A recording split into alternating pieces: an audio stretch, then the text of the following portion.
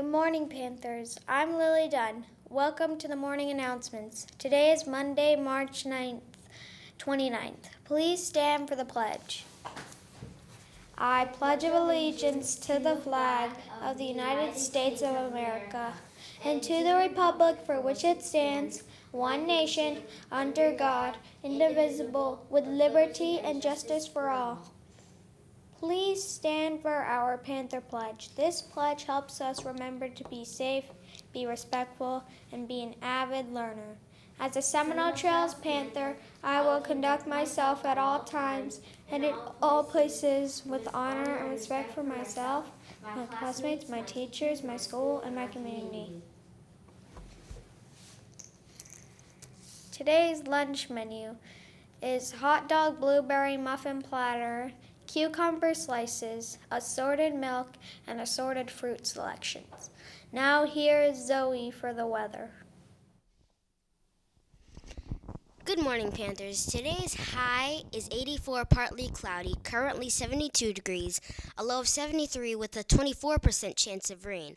Tomorrow's high is 84 degrees, low of 74 degrees with an 18% chance of rain. March is Women's History Month. This month, we have been highlighting women who have helped change the world. Today, we are highlighting Ruth Bader Ginsburg.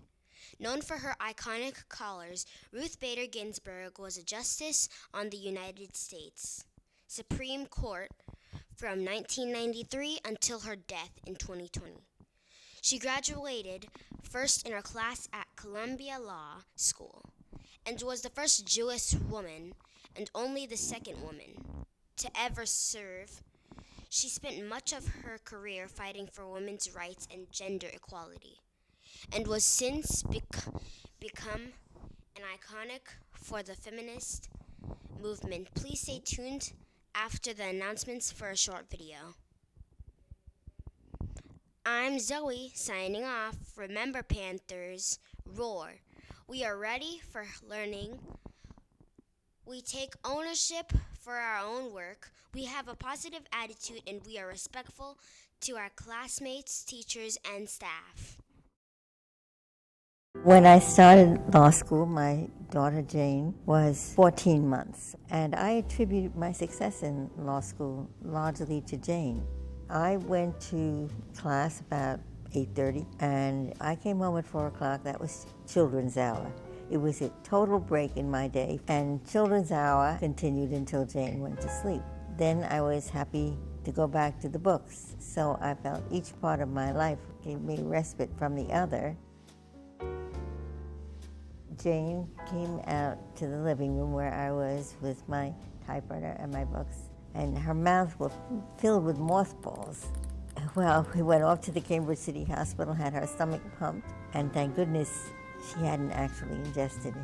But when that child was screaming, I realized that the practice exams, which were coming up, were not all that important. Having Jane gave me a better sense of what life is. At different times in our life, one deferred to the other. When the women's movement came alive at the end of the 60s, and I co-founded the ACLU's Women's Rights Project, Marty realized how important that work was. Gender discrimination created artificial barriers that increasingly were out of sync with the way people were living their lives. Where did this discrimination begin? Let's talk about Stephen Weisenfeld case. Stephen was married to a teacher who had a very healthy pregnancy. She went to the hospital for the birth of the child. The doctor came out and told Stephen, "You have a healthy baby boy, but your wife died of an embolism."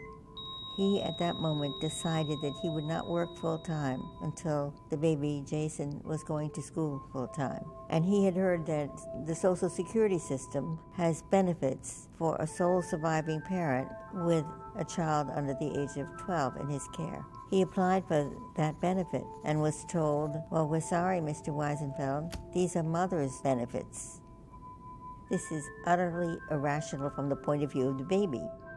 Why should the baby have the opportunity for the care of a sole surviving parent if that parent is female but not male? Rigid gender lines in the law, they hurt the woman as wage earner, the male as parent. and the baby. In those years, Marty took over the kitchen entirely, and I was phased out of it to the everlasting appreciation of my food-loving children. I'll tell you, I appreciated that.